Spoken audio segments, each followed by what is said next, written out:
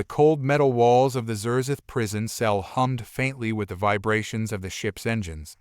I sat against the wall, arms crossed, staring at nothing. I had long since stopped counting how many days I had been here. The Xerzith didn't bother feeding us on a schedule I could track. Sometimes days passed between the delivery of food. Other times, it seemed like mere hours. But that was just one of their tactics. They wanted us disoriented, broken. I wasn't going to give them that satisfaction. They called us primitives humans, and they were right, in a way. We had no empire that spanned the stars, no grand fleets of warships, no weapons that could crack planets in half. But we were still here, fighting, and that in itself was proof of something. I wasn't the first soldier to be captured, and I sure as hell wouldn't be the last. The Xerzith didn't kill us outright. No, they found a sick joy in bringing us aboard their flagship, parading us through the ship like trophies for the rest of their crew to sneer at. In all their arrogance, they underestimated us. They couldn't understand why we kept fighting, why we didn't just surrender and accept our fate like so many others had. To the Xerzith, strength meant control, domination. Everything had to submit to their rule, their empire. But humans? We didn't submit. Not in the way they wanted. That's probably why they threw me in this cell alone, separating me from the other prisoners. Solitary confinement was their way of breaking spirits, but I was never alone. Not really. In the silence, my mind wandered back to Earth. The mountains of my childhood, the sound of wind rustling through the trees, and something else. Something simple, almost insignificant. Whistling. It had been years since I had thought about it. I remembered my grandfather sitting on his porch, whistling the same tune over and over. That tune had been with me since childhood, a constant sound that comforted me no matter where I was. I could almost hear it now. Before I realized what I was doing, I began to whistle. It wasn't loud, just a low, haunting melody that echoed faintly against the metal walls. The acoustics of the ship turned it into something eerie, almost unnatural. It felt like the ship itself was amplifying the sound. The tune hung in the air, weaving through the silence. Hours passed, or maybe it was minutes. I couldn't tell anymore. But I kept whistling, the same tune, over and over. I hadn't whistled like this in years. It felt strange, but comforting at the same time. Then something unexpected happened. A Xerzith guard appeared at the cell door. His yellow, slit-pupil eyes locked onto mine through the bars. He was tall and gaunt, his black uniform stretched tight over his alien frame. For a moment, we just stared at each other, and I wondered if he would say something. I stopped whistling, half expecting him to order me to stop. But he didn't say a word. He just stood there, staring. Without thinking, I started whistling again. The guard flinched, barely noticeable, but it was there. His lips curled slightly, and his hands twitched near his belt. There was something in his eyes, a glint of confusion, maybe fear. The Xerzith were cold, calculating beings, and they didn't react to much. But this was different. He turned on his heel and marched away, leaving me alone with the silence once more. I almost laughed. I kept whistling. The sound bounced off the walls, an odd comfort in the otherwise sterile silence of the ship. Days passed, or what I thought were days. Every time a Xerzith passed my cell, I whistled. At first, I thought it was nothing. A simple tune in my head to keep me sane. But something strange began to happen. Guards started avoiding my cell. At first, it was subtle. They'd hurry past without looking at me, without slowing down. Then, they started taking longer routes, their footsteps echoing in distant corridors. I could hear them talking in low voices, speaking in their guttural language. I didn't know what they were saying, but the tension was palpable. My whistling hadn't stopped. It had become automatic now. A sound that filled the void. A sound that seemed to echo not just through the cell, but through the entire ship. And then, I wasn't the only one whistling. I heard it first from another cell. A low, broken attempt at a tune. Then another, coming from deeper within the ship. Human prisoners, scattered across the colossal flagship, started picking it up. It wasn't coordinated. It wasn't planned. It just spread. The Xerzith didn't understand it. They didn't know why the sound made them uneasy. They didn't know why it echoed in their minds long after the humans had stopped. Their nervous glances, the tension in their movements, it all told me one thing. We had found something they couldn't control. One day, while I sat in my cell, I heard footsteps approach. Several guards, more than usual. The door slid open, and 2 Xerzith soldiers stepped in, flanking a third figure, a Xerzith officer by the look of his ornate uniform. He was taller than the others, with a regal bearing. His eyes scanned me coldly before he spoke, his voice harsh and clipped. "Enough." I raised an eyebrow. "Enough what?" The officer's eyes narrowed. "The sound. The whistling. Cease it." I tilted my head, feigning ignorance. "It's just a tune." "You will cease it," he repeated, his voice filled with authority. "Now." I stared at him for a long moment. Then, without breaking eye contact, I started whistling. The officer stiffened, his lip curling in disgust. The guards shifted uncomfortably, their hands twitching toward their weapons. For a moment, I thought they might actually shoot me right there. But they didn't. The officer turned sharply and left the cell without another word. The guards followed, and the door hissed shut behind them. I leaned back against the wall, a slow grin spreading across my face. They were scared. The door slammed shut, the sound echoing through the silence. My grin slowly faded as I sat there, thinking about what had just happened. They were scared of a sound, a simple whistle, something that, by all accounts, shouldn't have even registered as a threat. But it had. The Xerzith had built their empire on order, control, and fear. Every inch of their flagship reflected that. The walls were sterile, the lighting dim but consistent, no cracks or imperfections in the cold metal. It was a ship designed to crush the spirit of anyone aboard. But somehow, something as small as a human whistle had unnerved them. That realization was settling in me like a spark, kindling into something more. And it wasn't just me. From my cell, I could hear it. More prisoners were joining in. The sound started softly at first, faint echoes from distant cells, but it grew stronger with each passing hour. Some tunes were dissonant, others harmonious, but it didn't matter. The whistling spread like wildfire, carried through the sterile halls of the Xerzith ship. I couldn't help but think it was like a pulse, steady, rhythmic, and impossible to stop.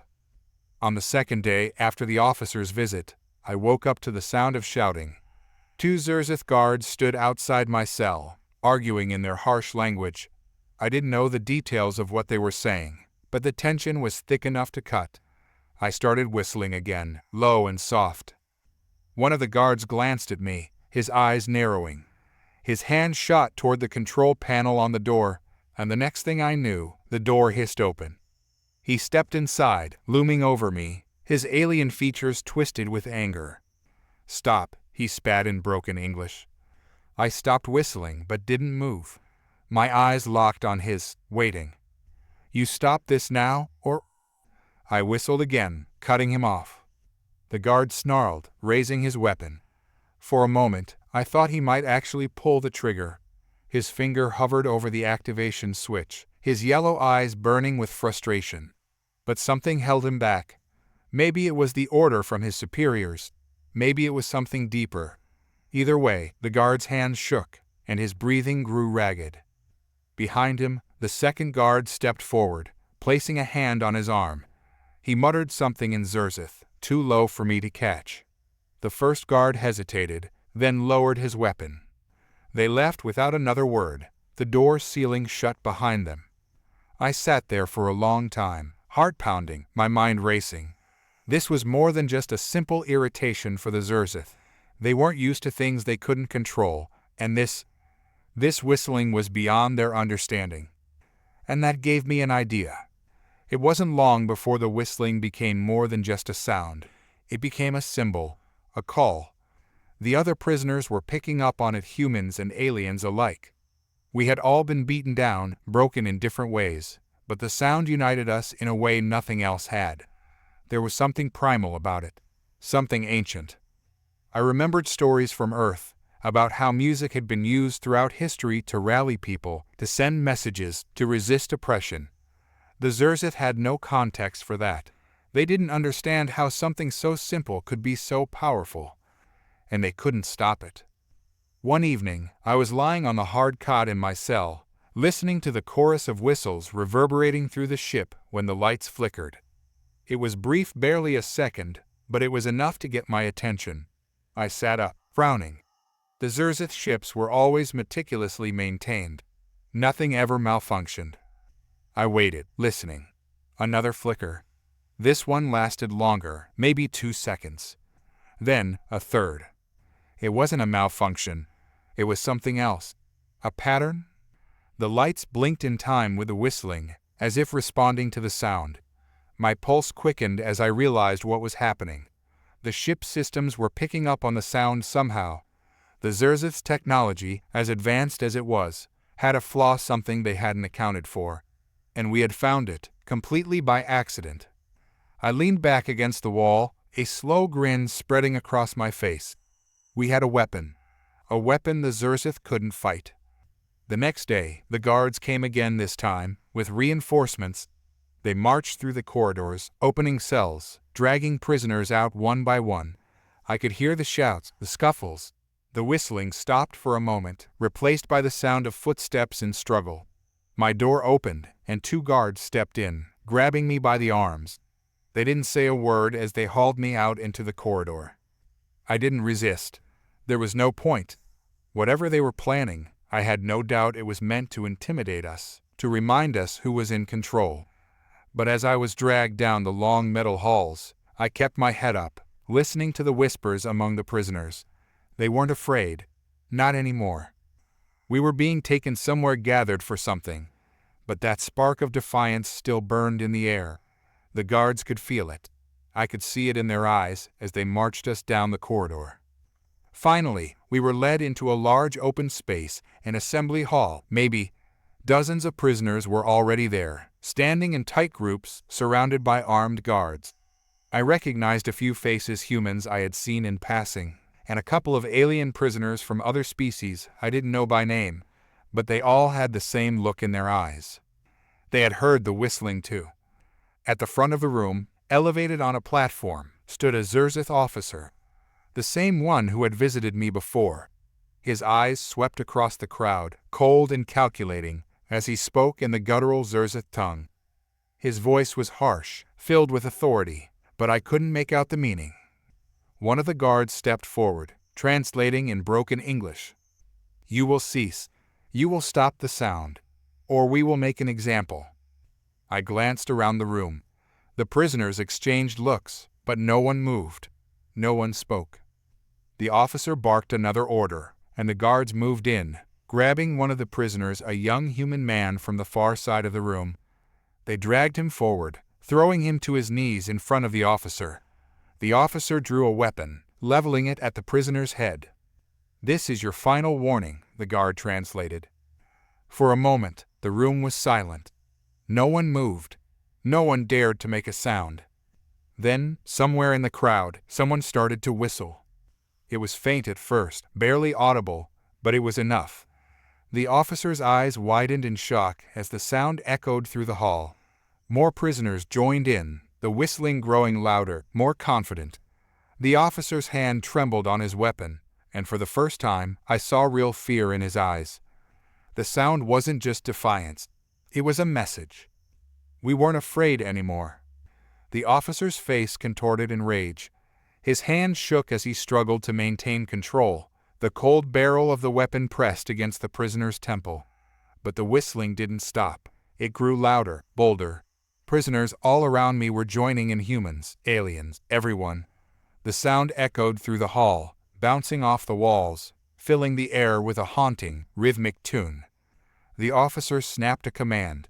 I didn't understand the words, but the meaning was clear. The guards raised their weapons, ready to fire, but then something unexpected happened. The lights flickered again. This time, it wasn't just a brief flicker. The entire room was plunged into darkness for a moment, the whistling continuing undeterred. Then, the lights returned, dimmer than before, casting long, eerie shadows across the room. The guards hesitated, exchanging nervous glances. Something was wrong with the ship's systems, and they didn't know how to fix it. Another flicker. The whistling seemed to synchronize with the lights, as if the sound itself was somehow affecting the ship's electronics. It was impossible illogical, but there it was. The Xerzith prided themselves on their technological superiority, yet they were powerless against this. They couldn't stop a simple sound from wreaking havoc on their ship. The officer snarled in frustration, shoving the prisoner aside. He barked more orders, his voice rising in desperation. The guards scattered, moving toward the control panels on the walls, frantically trying to regain control. But it was too late. The ship's systems were failing. I could see it in the way the lights flickered erratically, in the way the doors hissed open and shut on their own, in the faint hum of the engines stuttering. The whistling was relentless, filling the air like a pulse, a heartbeat that the Xerzith couldn't silence. The officer turned to face the prisoners, his eyes wild with fury. "Enough," he shouted in broken English, his voice cracking with desperation. "Stop this madness, you will die for this." But we didn't stop. I started whistling again, louder this time, joining the chorus of prisoners around me. The sound filled the room, overwhelming everything else. The guards shouted, but their voices were drowned out by the relentless tune. The officer raised his weapon, aiming it at the crowd, but his hand shook so badly that he couldn't keep it steady. The lights flickered again, and this time they didn't come back on. We were plunged into darkness, the only sound the eerie, haunting whistle that seemed to reverberate through the very walls of the ship. I could feel the tension in the air, thick and electric. The Xerzith were losing control, and they knew it. A loud crash echoed from somewhere in the distance, followed by the sound of metal groaning under pressure. The ship was falling apart. The whistling had done something to the systems, something the Xerzith couldn't fix. I didn't know how it was possible, but I didn't need to. All that mattered was that it was working. The door behind me hissed open, and I felt a hand on my shoulder, pulling me to my feet. I turned to see one of the other human prisoners, a tall, broad-shouldered man with a scar running down the side of his face. He gave me a grim nod, his eyes filled with determination. "It's time," he said, his voice barely audible over the whistling. I nodded, following him as we moved through the darkened corridors. The other prisoners were moving too, slipping past the panicked guards, using the chaos to their advantage. The Xerzith were in disarray, their usual discipline shattered by the sound they couldn't control. We made our way through the ship, sticking to the shadows, avoiding the few remaining guards who still tried to maintain order. The whistling continued, echoing through every corridor, every chamber. It was everywhere, inescapable. As we moved, I couldn't help but think about the irony of it all. The Xerzith had conquered dozens of worlds, enslaving entire species with their advanced technology and ruthless tactics. They had thought themselves invincible, untouchable. And yet, they were being brought to their knees by something as simple as a sound. We reached the control room, a massive, circular chamber filled with consoles and screens, all of them flickering with error messages. The Xerzith officers inside were frantically trying to regain control, their hands flying across the controls, but it was no use. The systems were shutting down, one by one. The tall man beside me stepped forward, raising his hand. "Now," he said. I started whistling again, louder than before, and the others joined in. The sound filled the room, resonating through the walls, through the floors, through the very structure of the ship. The Xerzith officers froze, their eyes wide with fear. They knew they had lost. And then, with a final flicker, the ship's systems went dark. The whistling was the only sound left, echoing through the empty silence. The control room was eerily quiet now, save for the lingering sound of our whistling. The Xerzith officers stood frozen at their stations, their hands hovering over the now useless control panels. The tall man beside me stopped whistling, signaling to the others to do the same. The sudden silence was almost deafening after the constant hum of the sound that had brought the ship to its knees. I watched as the Xerzith commander, a tall, slender figure with glistening, black eyes, turned slowly to face us. His once proud posture was sagging, shoulders drooping with the weight of defeat. He blinked, long and slow, as if trying to process the fact that his ship, one of the most powerful vessels in the fleet, had just been rendered helpless by prisoners. You humans. His voice was a strained rasp, the heavy accent barely masking his fury. What have you done? The tall man with the scar stepped forward, his eyes locked onto the commander. It's over, he said calmly. Your systems are fried. There's no fixing them now. Surrender. The commander straightened, his eyes narrowing in defiance. Surrender? He spat, his voice dripping with contempt. To you? To a race of primitives? Never. I could see his hands trembling, clenched into fists at his sides. He still believed in the superiority of his species, the invincibility of his empire. But deep down, he knew it was over. He just didn't want to admit it. The tall man took a step closer, his voice lowering to a menacing whisper. You don't have a choice. Your weapons, your shields, your engines, none of them work anymore. You're stranded, and we control your ship.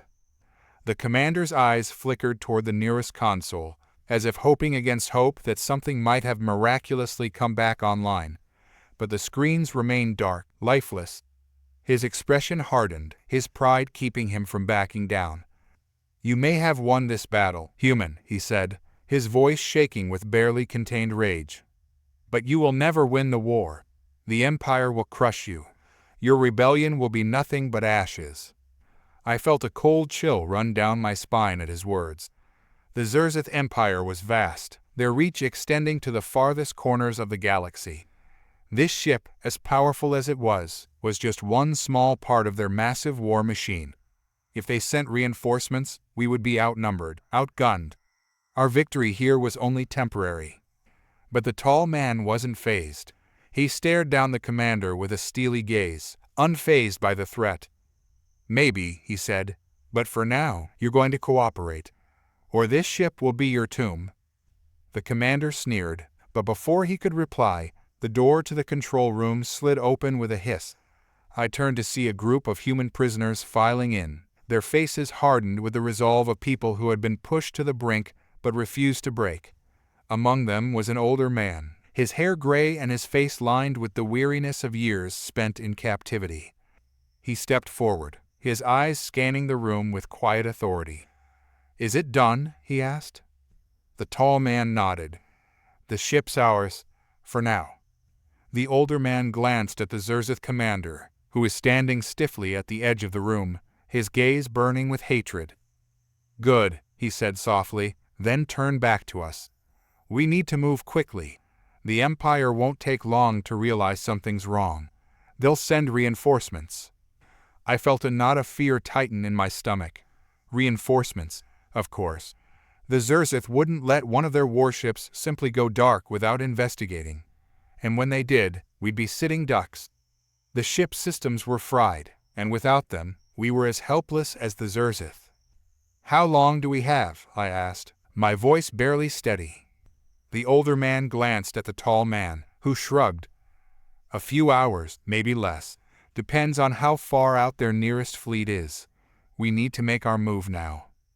The older man nodded grimly. Then we'll take the shuttle.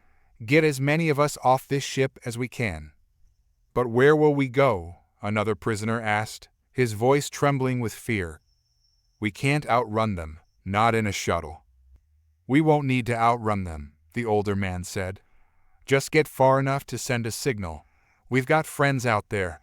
They'll come for us. Friends? I wasn't sure what he meant, but I didn't ask. The plan seemed reckless, but we didn't have much of a choice. Staying on the ship was suicide.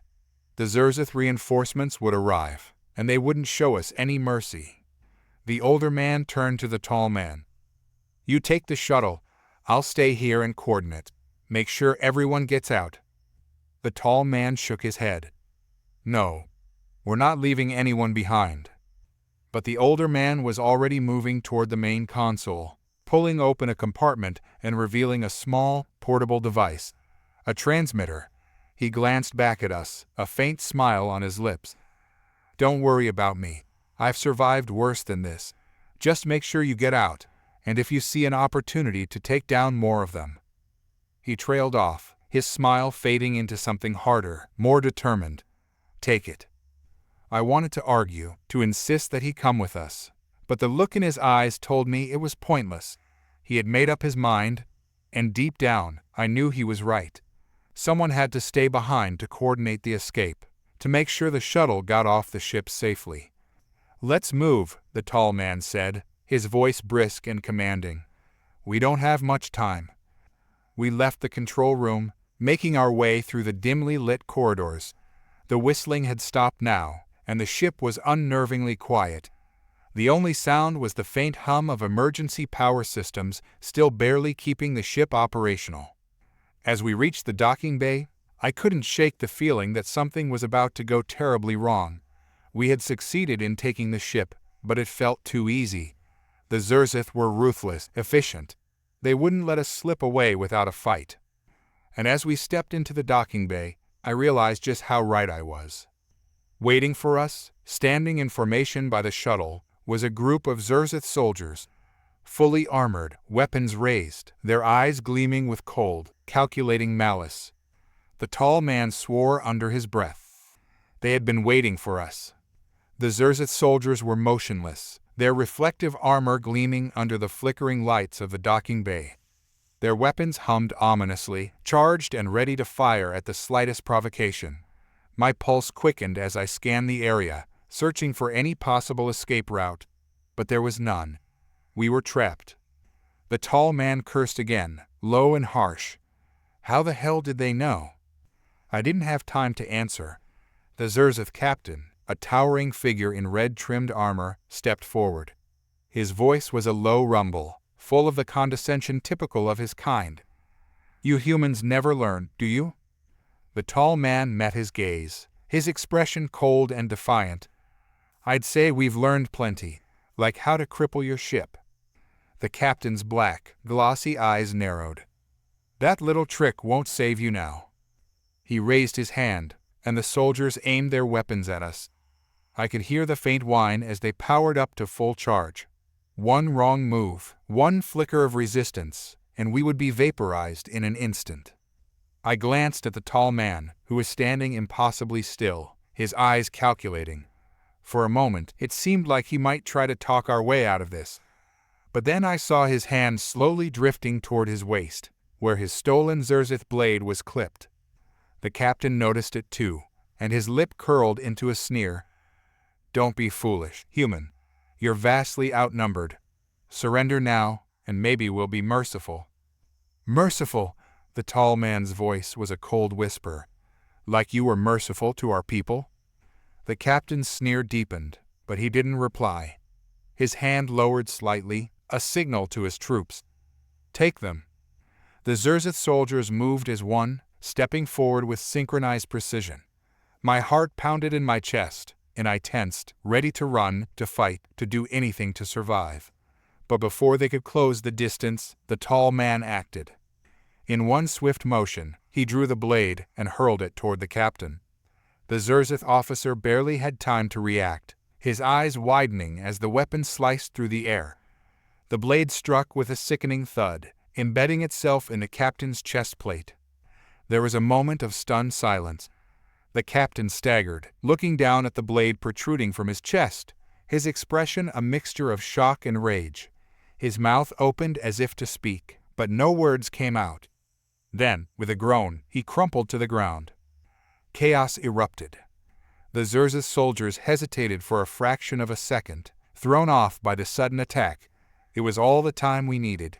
The tall man lunged forward, seizing one of the fallen captain's weapons and opening fire. The plasma blast crackled through the air, striking the nearest soldiers before they could react. I didn't hesitate either.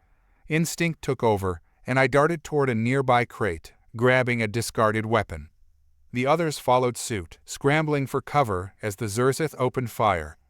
The docking bay was soon filled with the deafening sounds of battle plasma bolts sizzling through the air, metal clanging as we took cover, and the sharp cries of soldiers falling on both sides.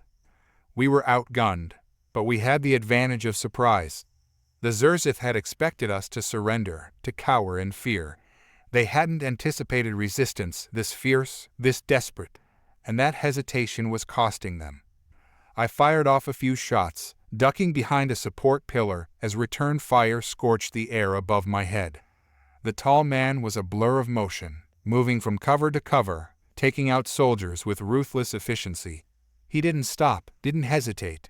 Every move was calculated, precise. But despite our best efforts, the Xerzith were regrouping. More soldiers were flooding into the docking bay from side entrances, and the tide was quickly turning against us. We couldn't hold out much longer. "We need to get to the shuttle," I shouted over the din of battle. The tall man glanced at me, his jaw clenched. "We're not leaving without the others." "There won't be in us to leave if we don't move now," I shot back, my voice edged with panic. Before he could respond, a new sound pierced the chaos.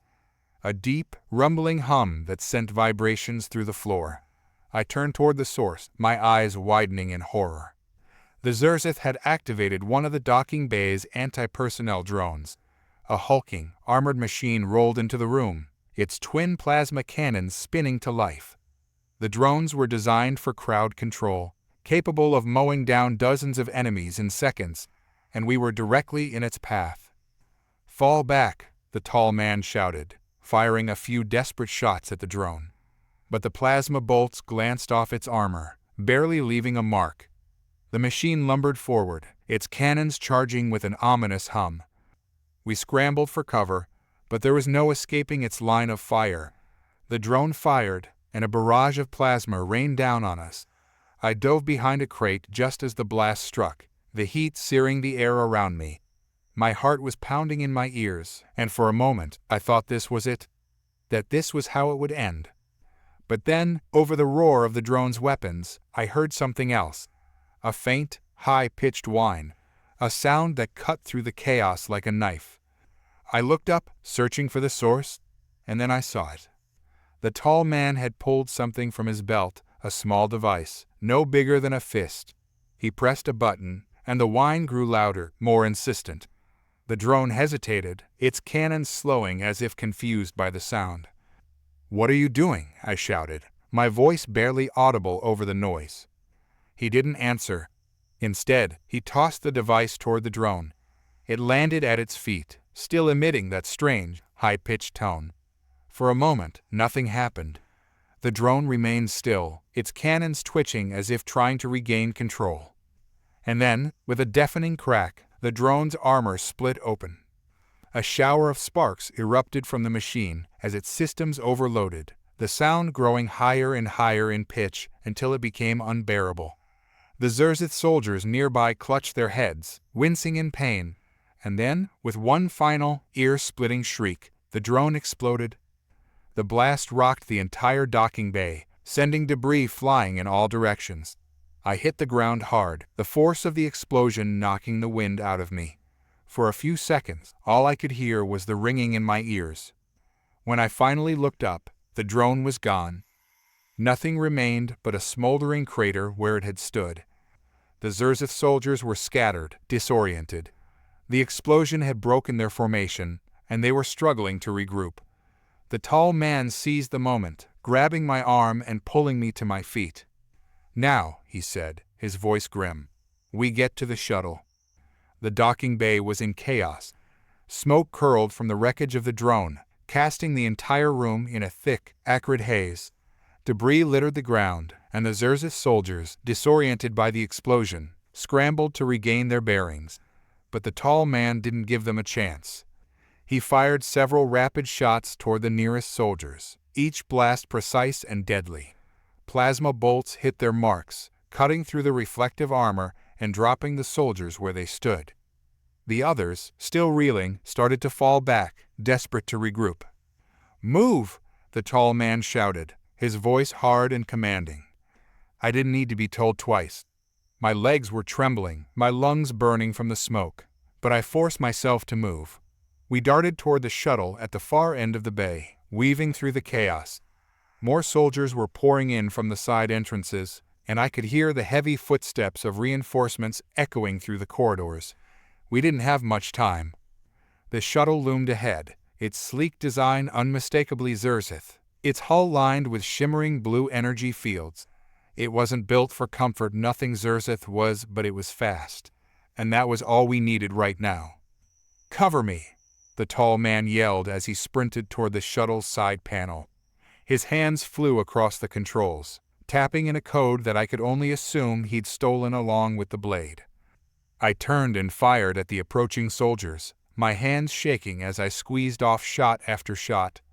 The plasma bolts tore through the air, but the Xerzith were closing in fast, their superior numbers starting to overwhelm us. "Hurry," I shouted, glancing over my shoulder. The tall man was still working on the controls, his jaw clenched in concentration. A bead of sweat trickled down his temple.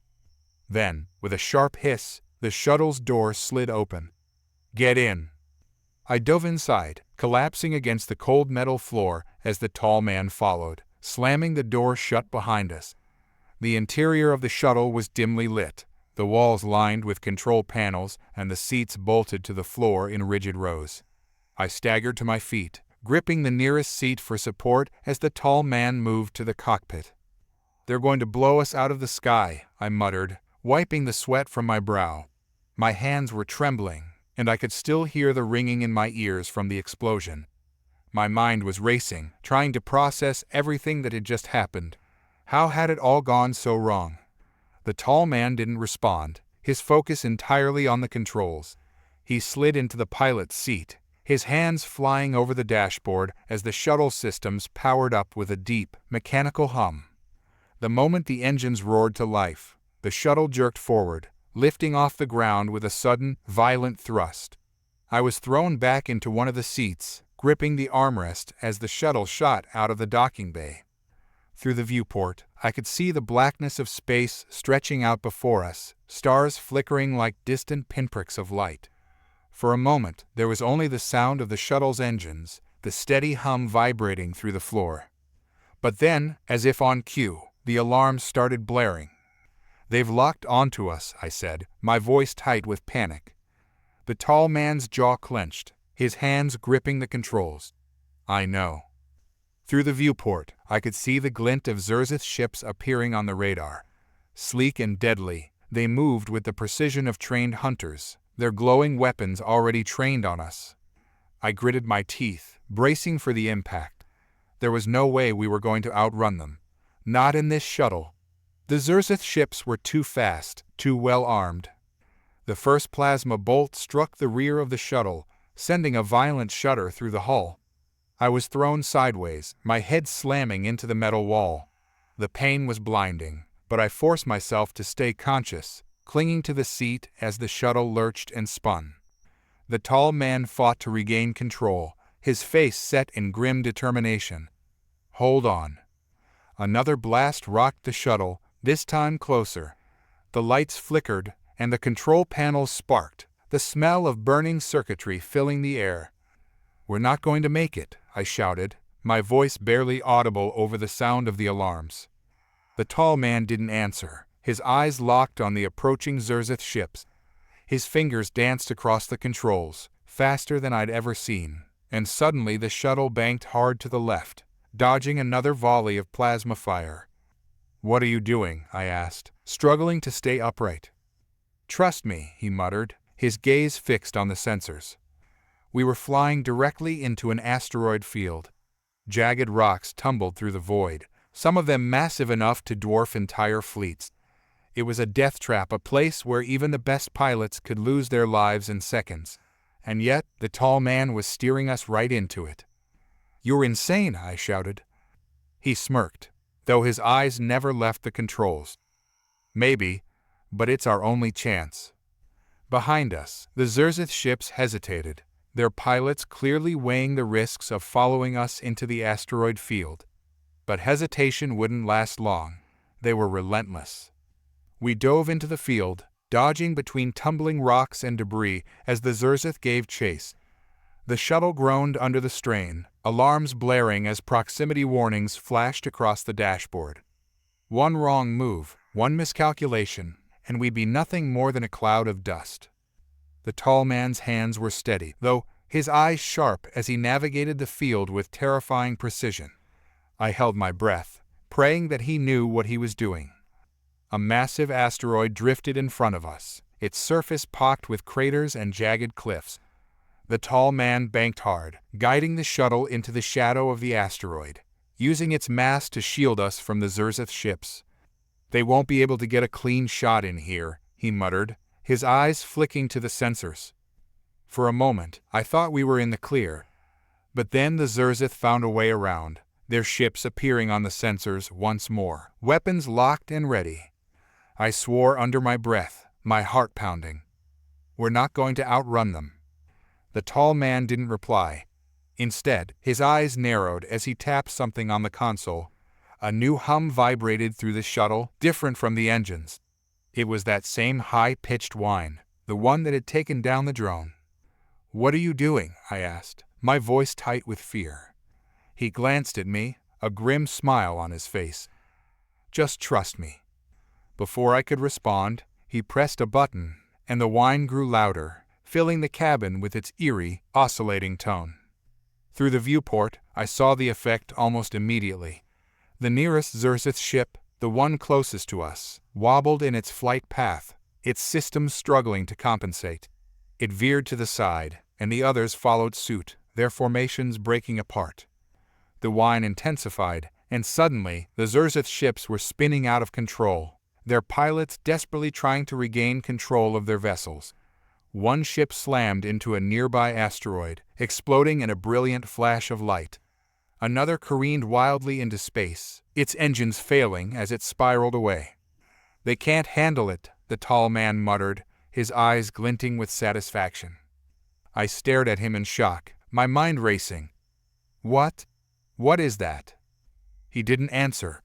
Instead, he reached out and turned the sound off, the whine fading into silence. The remaining Xerzith ships, disoriented and damaged, fell back, retreating from the asteroid field. We were free.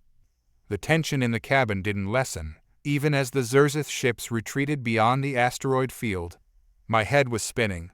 I could still hear the high-pitched whine echoing in my ears, though the shuttle had gone quiet again. What the hell had just happened?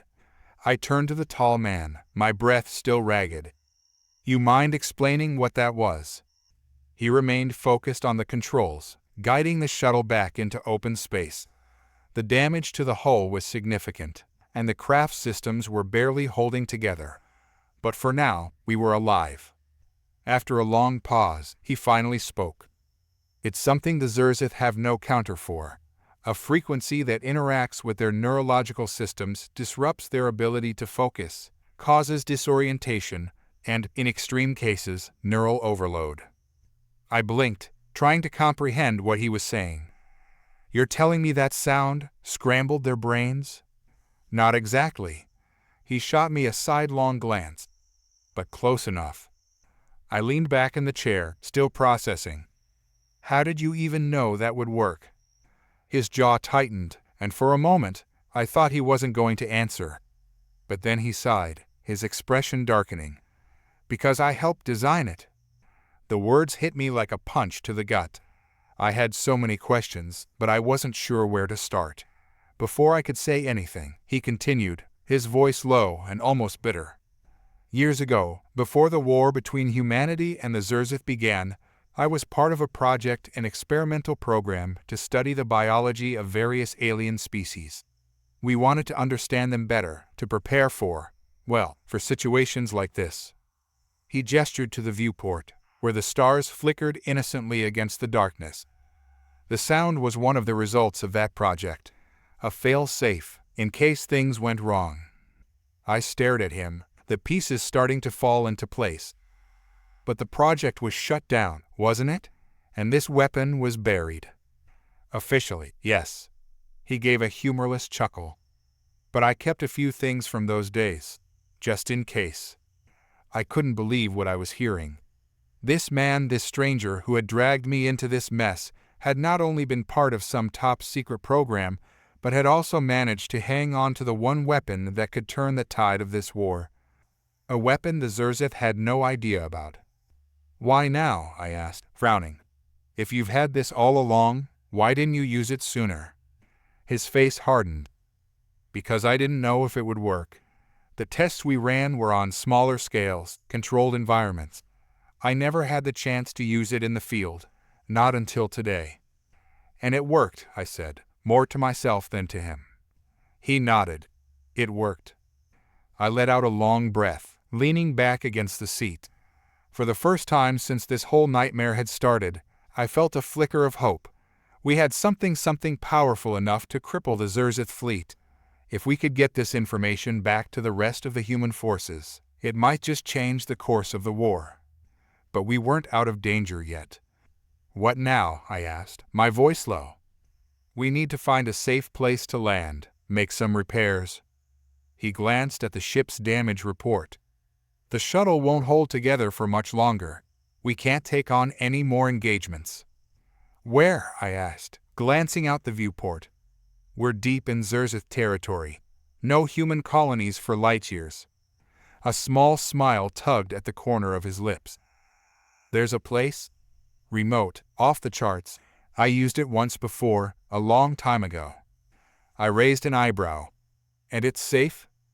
As safe as we can get, he replied, flipping a switch on the dashboard. Trust me. I didn't have much choice in the matter, so I nodded, though the unease still churned in my gut. The shuttle's engines whined as he guided us toward a new set of coordinates, the stars blurring into streaks of light as we engaged the hyperdrive. My body sank into the seat as the G-forces pressed against me, and the tension in my muscles slowly unwound. For the next few minutes, we sat in silence, the hum of the shuttle the only sound. I didn't know what to say. My mind was a whirlwind of thoughts, questions, and uncertainties. The tall man Jackson, I reminded myself, seemed lost in his own thoughts as well. His gaze was distant, his hands moving automatically over the controls. Whatever his past was, it weighed heavily on him. I could see it in the way his jaw clenched, the way his shoulders hunched as if bracing for some invisible burden. I didn't pry. He had already told me more than I'd expected. Finally, the shuttle dropped out of hyperdrive, the stars snapping back into place as the ship slowed to sublight speeds. I leaned forward, peering through the viewport at the sight before us. It wasn't what I had expected. A planet loomed ahead, its surface a mix of dense forests, towering mountain ranges, and sprawling oceans. There were no signs of civilization, no cities, no industrial complexes, nothing that indicated it had ever been touched by intelligent life. It's beautiful, I murmured, almost to myself. Jackson nodded, though his expression was unreadable. It's more than that, it's a sanctuary. I didn't ask for more details. Something about the way he said it made it clear that this planet held memories for him. Memories I wasn't sure he was ready to share. We descended through the atmosphere, the shuttle rattling as it entered the lower levels of the planet's gravity well. I braced myself, expecting another rough landing, but Jackson handled the controls with practiced ease, guiding the ship toward a small clearing nestled between two towering cliffs. The shuttle touched down with a gentle thud, and for the first time in what felt like an eternity, the world around me was still. No alarms, no explosions, no frantic firefights, just the soft hum of the shuttle's systems and the distant sound of wind rustling through the trees outside. I let out a breath I hadn't realized I'd been holding. Jackson rose from his seat, stretching his arms as he moved toward the back of the shuttle. We won't be here long. Just enough time to make some repairs and regroup. I nodded, following him as he opened the shuttle's hatch. The cool air rushed in, carrying with it the fresh scent of pine and earth. It was strange, after everything we'd been through, to be somewhere so peaceful.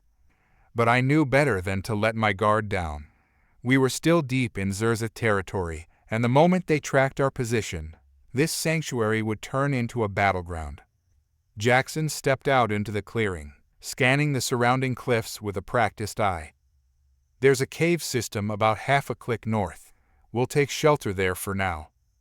I followed him, my boots crunching against the soft earth as we made our way toward the cliffs.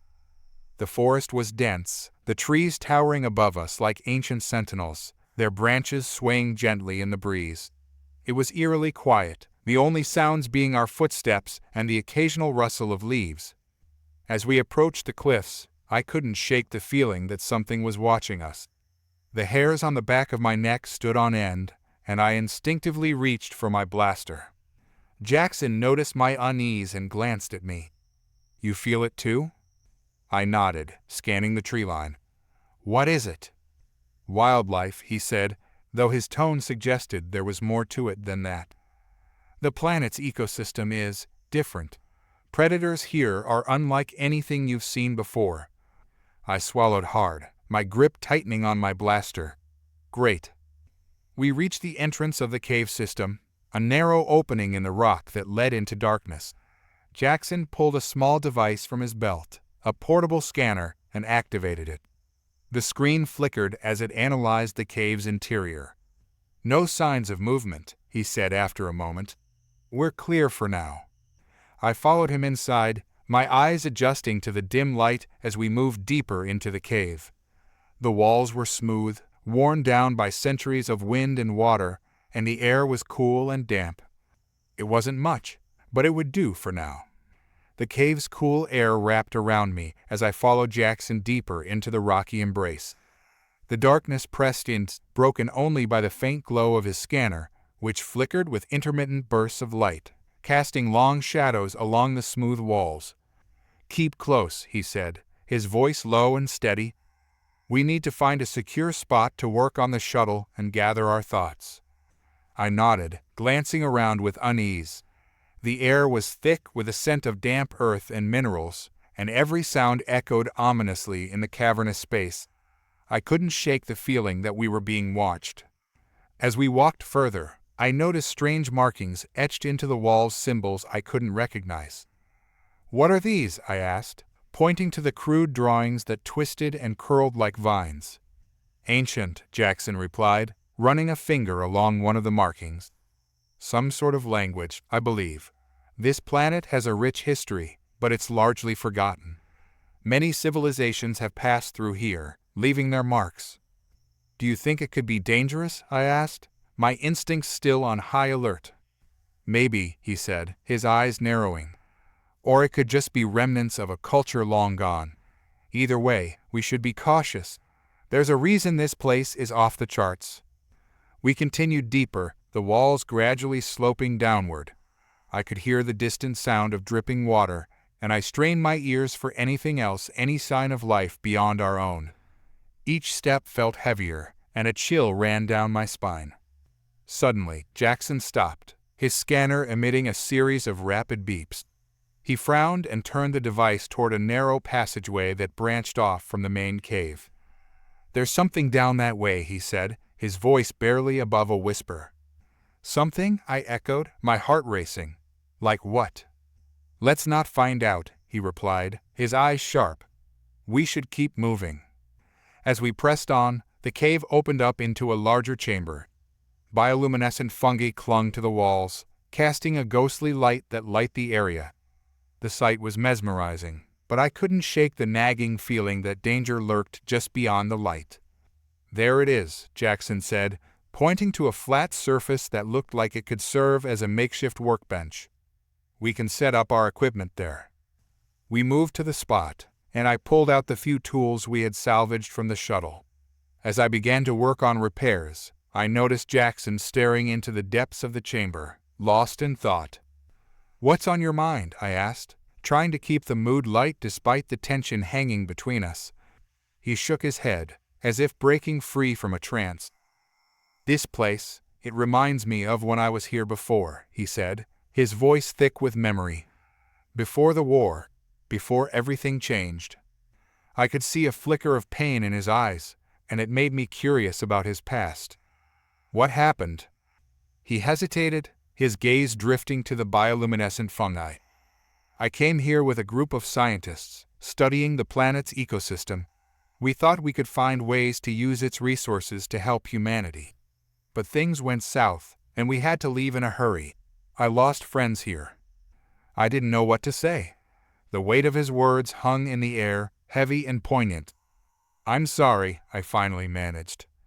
He shrugged. The moment passed. "It's in the past. Right now, we need to focus on the present." With that, we set to work.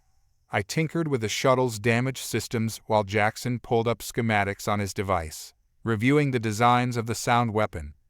My hands moved mechanically, but my mind wandered, piecing together the history behind Jackson's haunted expression. Just as we began to make progress, a low rumble echoed through the cave. It was faint at first, like distant thunder, but it quickly intensified, sending tremors through the ground beneath our feet. "What was that?" I asked, my heart racing. "Could be the planet shifting," Jackson said, but I could hear the worry in his voice. "Or something else." The rumbling grew louder, vibrating through the walls. I could feel the hairs on the back of my neck stand on end as the atmosphere thickened with anticipation. I turned to Jackson, my voice tight with fear. "We need to move. Now." He nodded, eyes sharp. "Let's get to the entrance and see what's happening." As we rushed back toward the cave opening, the sound intensified, drowning out our footsteps. It was a chaotic symphony, something alive and powerful, echoing through the caverns like a predator on the hunt. Just as we reached the mouth of the cave, I froze. A massive shape lurked in the shadows, its eyes glimmering like twin stars in the darkness. Jackson's hand shot out, pulling me back just as the creature emerged. It was a beast unlike anything I had ever seen, tall and sinewy, covered in iridescent scales that shimmered under the faint light of the fungi. Its jaws opened, revealing rows of sharp teeth, and it let out a roar that reverberated through the cave, shaking the very foundation of the rock. "Run!" Jackson shouted, adrenaline surging through his veins. We sprinted back into the depths of the cave, the creature hot on our heels. My heart pounded in my chest, fear propelling me forward. I could hear the beast's growls echoing behind us, a chilling reminder that we were far from safe. As we twisted and turned through the cave's passages, I prayed that our sanctuary wouldn't become our tomb. The sound of our footsteps echoed wildly through the cave as we sprinted deeper into the darkness, the creature's growls growing louder behind us. Each thud of my heart felt like a countdown to disaster, propelling me to push harder, to move faster. Jackson led the way, his expression a mask of determination mixed with anxiety. "We need to find a way to lose it," he yelled over his shoulder, his voice barely piercing the cacophony of our panic. "Any ideas?" I gasped, struggling to keep pace as we dodged around jagged rock formations and narrow passages. The air grew thicker, stifling my breath, but I forced myself to focus on the path ahead. "Caves like these often have multiple exits," he shouted, darting left through an opening that seemed to swallow the light. "We need to find one." I could hear the creature crashing through the cave, its massive frame knocking loose rocks and debris. It was relentless, each growl a reminder of the danger we faced. The walls of the cave seemed to close in, an oppressive weight pressing against my chest. We stumbled into another chamber, this one wider than the last, light by patches of bioluminescent fungi. A high ceiling loomed above us, dripping with moisture. Jackson quickly scanned the area, searching for an escape route. "There," he pointed to a narrow tunnel on the far side of the chamber. "Let's go." We bolted toward it, but just as we reached the entrance, the creature burst into the chamber behind us, filling the space with its hulking presence. My heart dropped as it spotted us, its eyes narrowing in predatory delight. "Go!" Jackson yelled, shoving me ahead of him. I didn't hesitate, diving into the tunnel as the creature lunged forward. The ground beneath me was uneven, and I barely managed to keep my footing. The tunnel twisted and turned, and I could hear Jackson's footsteps pounding behind me. The sound of the creature's growls faded slightly, but I knew it wouldn't be long before it caught up. "Keep moving," Jackson urged, his voice echoing through the tight space. We pushed further into the darkness, the air growing colder as we descended deeper into the cave system. My lungs burned, and I fought to maintain my speed. Every instinct told me to look back to see how close the creature was, but I knew that would only slow me down. Suddenly, the tunnel widened into a vast cavern filled with shimmering crystals that sparkled like stars against the darkness. The sight momentarily took my breath away, but there was no time to marvel at its beauty. We had to find a way out before the creature caught us. "Over there," Jackson shouted, pointing to a set of stairs carved into the stone on the far side of the cavern. "It might lead us to the surface." Without hesitation, we sprinted toward the stairs, the sound of our footsteps swallowed by the shimmering beauty surrounding us. As we climbed, I could feel the vibrations of the creature moving behind us, its presence an ever-looming threat. I reached the top of the stairs, gasping for breath, and looked around frantically. The cavern opened up into another tunnel, but this one was different. The air was fresher, and I could see faint light ahead. "This way," I urged, pushing forward. We raced down the tunnel, the light growing brighter with each step. Hope surged within me. If we could just reach the exit, we might escape this nightmare. But as we rounded a bend, my heart sank. The tunnel opened into a massive underground chamber, but it wasn't an exit, it was a dead end. The walls were smooth and impossibly tall, with no apparent way to escape. "Damn it," Jackson cursed, scanning the chamber for any possible escape route.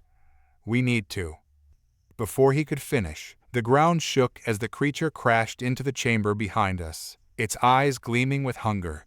It let out a deafening roar, reverberating off the walls and causing loose rocks to tumble from above. "Find something," Jackson yelled, frantically searching the area. "We can't fight it." I glanced around, my mind racing. There had to be something we could use. My eyes fell on a series of large crystals jutting out from the ground, their sharp edges glinting ominously. "What about those?" I pointed, my voice trembling. "Good idea," Jackson said, moving toward the nearest one. "We can use them as a barricade." We hurriedly began pushing the crystals together, creating a makeshift barrier between us and the creature. Just as we finished, the creature lunged forward, crashing into the crystals with bone-rattling force. The impact sent vibrations through the ground, and I stumbled, bracing myself against the nearest crystal for support. "Get back," Jackson shouted, grabbing my arm and pulling me away from the barrier. "We need to find another way." The creature roared again, the sound shaking me to my core. I could see it rearing back, preparing to charge once more. "Look!" Jackson yelled, pointing to a fissure in the wall near the far side of the chamber. "That might lead us to safety." With adrenaline coursing through my veins, I sprinted toward the fissure, my heart racing as I heard the creature crash into the crystal barricade behind us. I could feel the ground shuddering beneath me. "Come on," Jackson urged, his voice steady despite the chaos. "We have to go now." We reached the fissure just as the creature roared again, its frustration evident as it battered against the crystals. Without waiting, we squeezed through the narrow opening, barely making it inside as the creature's massive form collided with the remaining crystals. The tight space felt claustrophobic, and I could hear Jackson's heavy breathing next to me. "We're not out of the woods yet," he said, his voice low and tense. We crawled through the fissure, the sound of the creature still echoing behind us. I could feel the weight of my fear pressing down, but Jackson's calm determination steadied me. We had to keep moving, had to find a way out. As we emerged on the other side of the fissure, we found ourselves in a narrow tunnel that sloped upward. The light grew brighter as we climbed, and I could hear the distant sound of wind, a sound that promised freedom. "We're close," Jackson said, his voice filled with urgency. "We just have to keep going." We pushed onward, the sound of the creature fading into the background as we ascended. My legs burned with exertion, but the thought of freedom spurred me on. Finally, we burst into the light, the tunnel opening up into a sunlit clearing surrounded by towering cliffs. We emerged into a beautiful landscape, the colors vibrant and alive. But there was no time to appreciate it. I turned back just in time to see the creature emerge from the tunnel behind us, its massive form blocking out the sun as it let out another roar. "Run!" Jackson shouted, pulling me along as we dashed into the open expanse. The creature followed, its speed unnerving as it charged after us, determined to reclaim its prey. Ahead of us, a dense thicket of trees loomed, and I could hear the rustle of leaves, a promise of concealment. "Into the trees," I yelled, urging Jackson forward. We dove into the thicket, weaving through the branches as we ran. The creature crashed into the trees behind us, its growls echoing as it tried to follow. The underbrush scratched at my skin, but I didn't care. We had to lose it. As we pressed deeper into the woods, the sounds of the creature faded, replaced by the whispers of the wind through the leaves. We found a dense cluster of bushes, and Jackson and I collapsed behind them, gasping for breath. "Do you think it followed us?" I panted, my heart racing as I scanned the area for any sign of danger. "I don't know," Jackson said, his brow furrowed as he listened intently. "But we need to be ready just in case." We sat in silence, the adrenaline still coursing through our veins. Slowly, the forest began to feel less threatening, the sounds of nature surrounding us calming my racing heart. Jackson leaned against a tree, his eyes scanning the perimeter. "We need to regroup and figure out our next move," he said, his voice steadying. I nodded, trying to catch my breath as the reality of our situation settled in. We had escaped one danger, but we were still deep in Xerzith territory, and the threat of discovery was ever present. As we sat there, hidden among the trees, I felt a flicker of determination rising within me. We had survived against the odds.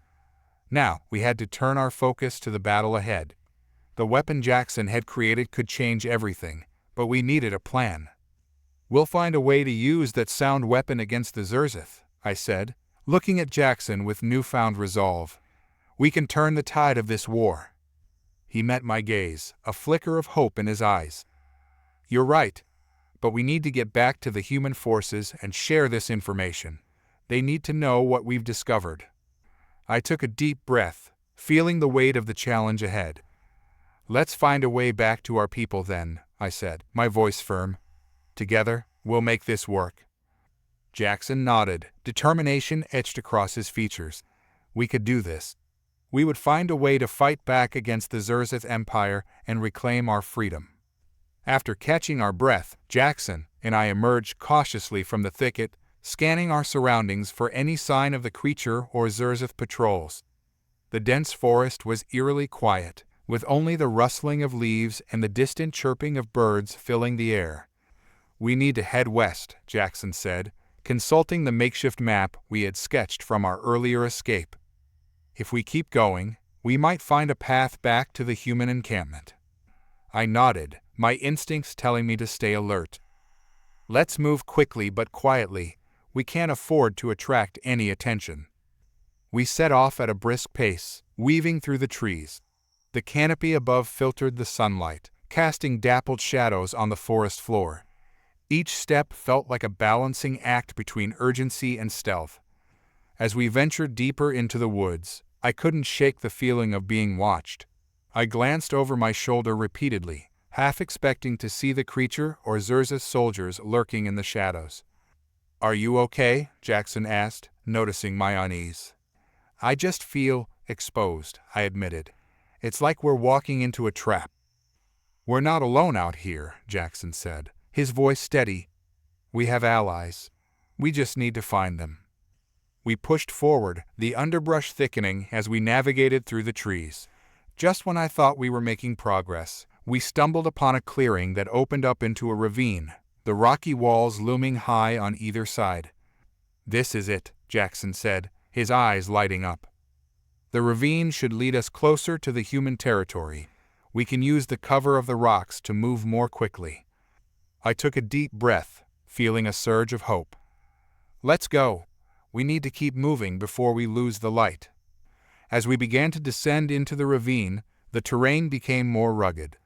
The sound of rushing water echoed nearby, creating a natural barrier of noise that helped mask our footsteps.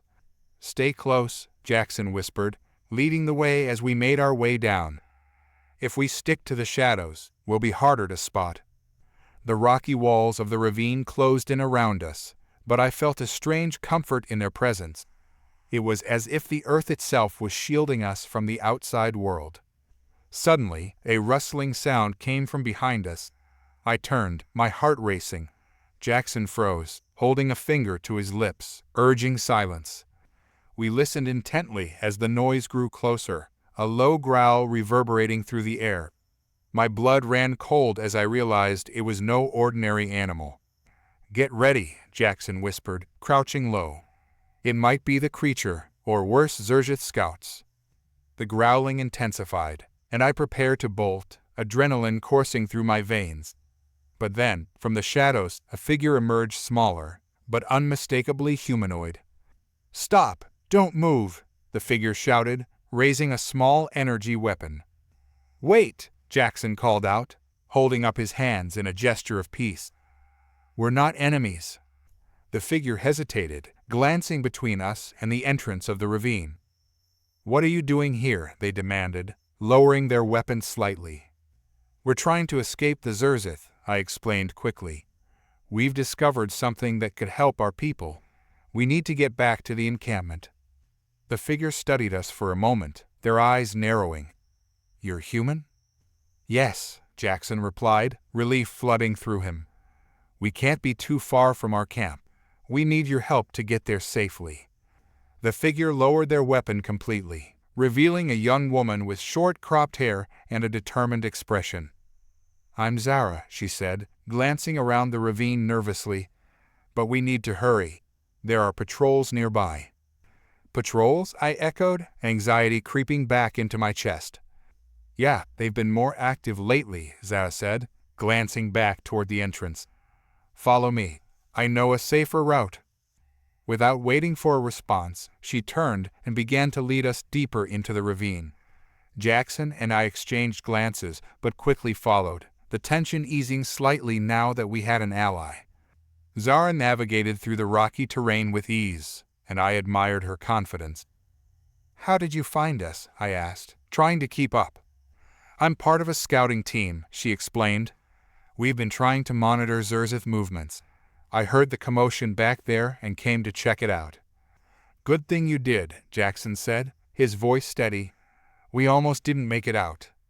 Zara led us through narrow passages and under overhangs, her pace quickening as we ventured farther from the sound of the approaching patrols. "There's a hidden path that will take us around their camp," she said, glancing back to ensure we were keeping up. "It's risky, but it's our best chance." I nodded, grateful for her guidance. "What's your scouting team like? Are there more of you?" Zara hesitated for a moment. "We're a small group, just a few of us. But we've managed to gather information about the Xerzith and their movements. We need to unite everyone if we're going to stand a chance against them."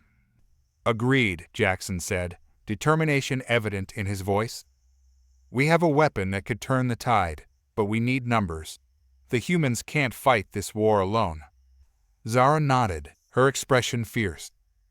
"We need to reach the camp and rally our forces. Together, we can make a stand." As we pressed on, the tension in the air began to shift. I felt a growing sense of camaraderie, bolstered by the shared goal of survival and resistance against the Xerzith Empire. Eventually, we reached a ledge that overlooked a small clearing, and Zara motioned for us to stop. "There's their camp," she whispered, pointing down at the cluster of tents and structures below. My heart sank as I took in the sight. The Xerzith were organized and alert, their presence a stark reminder of the threat we faced. "We can't just walk in there," Jackson murmured, his brow furrowing. "We need a plan." Zara nodded, studying the camp intently. "There's a supply route that runs along the east side. If we can slip in undetected, we might be able to find allies or supplies to bolster our efforts." "Let's do it," I said, feeling a spark of hope ignite within me. "If we can get closer, we can gather information on their movements and maybe even contact more of our people." Zara glanced at us, a fierce determination in her eyes. "Then let's move." We descended cautiously from the ledge, keeping low to avoid detection. Every shadow and rustle made my heart race, but Zara led us expertly, using the natural cover of the terrain to our advantage. As we neared the supply route, I caught sight of a familiar figure in the distance, a soldier, their uniform a blend of tattered remnants and makeshift armor. "Is that?" I began, squinting to see more clearly. "It is," Jackson exclaimed, recognition dawning in his eyes. "That's Sam." We rushed forward, and as we approached, Sam turned, a look of surprise crossing his face. "Jackson, you made it." "Barely," Jackson replied, a grin breaking through his tension. "But we have a plan." "Good," Sam said, glancing over his shoulder nervously. "We've been gathering a few others. We need to move quickly. They've stepped up patrols since the last skirmish." Zara stepped forward, her voice firm. "We're going to use the weapon Jackson created. It could give us the upper hand, but we need to rally the others first." "Let's get everyone together," Sam said, determination hardening his features. "If we're going to take back what's ours, we have to be united." As we moved deeper into the camp, I felt the weight of our situation settle on my shoulders. This was just the beginning of a much larger battle, but with allies at our side, we stood a fighting chance. The ground shook beneath us as the reality of what lay ahead became clear. The Xerzith Empire had underestimated humanity's resolve. Together, we would rise, armed with hope, determination, and the sound weapon that could change everything. With Sam leading the way, we moved swiftly through the camp, gathering a motley crew of survivors, soldiers, scouts, and civilians who had escaped the Xerzith's grasp. Each person we encountered brought with them a spark of hope and determination, their eyes reflecting the shared goal of resisting our oppressors. "Zara, you're back," a young soldier exclaimed as he approached us. "We thought you were lost." "I'm not going anywhere," she replied, a fierce smile on her face. "We're gathering everyone for a plan to fight back." As word spread through the camp, the atmosphere shifted from despair to renewed purpose. The soldiers straightened their shoulders, and the civilians found strength in numbers. We congregated in a central clearing, the remnants of the camp serving as a stark backdrop to our burgeoning resolve. "Listen up," Sam called, his voice cutting through the chatter. "We've faced losses, but today we unite to reclaim our future. We have a weapon, a sound weapon that Jackson created, which could turn the tide against the Xerzith. But we need to work together now more than ever." Murmurs of disbelief and curiosity rippled through the group, but Sam held their attention. "We've been waiting too long for someone else to save us. Today, we become the force we need. No more hiding, no more running." Jackson stepped forward, the weight of the moment resting heavily on his shoulders. "The weapon I've developed can disrupt their communications and create confusion. We can use the element of surprise to strike at their supply lines." "Exactly," I added, my heart racing. "If we can disrupt their logistics, we can weaken their hold on this area. We have to take the fight to them." "But how do we get close enough?" a soldier asked, skepticism etched on his face. "That's where teamwork comes in," Zara interjected. "We'll create distractions. I know the patrol routes. We can split into teams. One group can draw their attention while the others sneak in." "We need to act fast," Sam said, urgency in his tone. "If we wait too long, they might reinforce their positions. Everyone who can fight should prepare. Gather what weapons and supplies you can." The crowd began to disperse, energy coursing through them as they moved to organize themselves. I could see the resolve growing in their eyes, and a sense of pride welled up within me. This was not just a fight for survival, it was a fight for our very existence. As we strategized, I noticed a group of civilians gathered together, their faces pale with fear. I approached them, my heart aching at their vulnerability. "Are you okay?" I asked gently. One of the women looked up, her eyes shimmering with tears. "We didn't sign up for this. We thought we'd be safe here. Now, we're trapped." I nodded, understanding their fear. "You're not alone anymore. We're fighting back. If you're willing, we need everyone's help. Everyone has a role to play." Another woman spoke up, her voice steadier. "I can help with logistics. I used to manage a supply chain before all this." "Perfect," I replied, relief flooding through me. "We'll need someone to coordinate supplies and keep track of what we have." The group began to rally around the idea of contributing in any way they could. Together, we mapped out a plan that utilized everyone's strengths. Those who could fight would form the front lines, while others would manage supplies and provide support. As the sun began to dip toward the horizon, casting an orange glow over the camp, Jackson gathered the soldiers for a final briefing. "We strike at dawn," he announced. We'll use the element of surprise to our advantage. Each group knows their role, and we will act as one. Remember, the Xerzith may have numbers, but we have heart. We fight for our home, our families, and our future." A murmur of agreement rippled through the group, a chorus of determination resonating in the air. I felt the weight of our mission settle upon us, a shared burden transformed into a fierce resolve. That night, sleep came in short bursts as anxiety coursed through me, but I found comfort in the camaraderie of my fellow fighters. As I lay beneath the stars, I could hear the quiet murmurs of my companions preparing, their whispers a lullaby of hope and defiance. The next morning, we awoke before dawn, the world shrouded in a thick fog that clung to the ground like a protective veil. It was the perfect cover for our mission. We assembled at the edge of the camp, adrenaline pulsing through our veins. "Remember," Jackson said, his voice low but firm, "our goal is to disrupt their supply lines. We create confusion and chaos, and we can regroup afterward." Zara looked around, her expression resolute. "Stay close to your groups, and if anyone gets in trouble, signal immediately. We need to stick together." As we moved out, I felt a sense of purpose envelop me, an electric thrill coursing through my veins. This was the moment we had prepared for. We slipped through the dense underbrush, our movements synchronized as we navigated toward the Xerzith camp.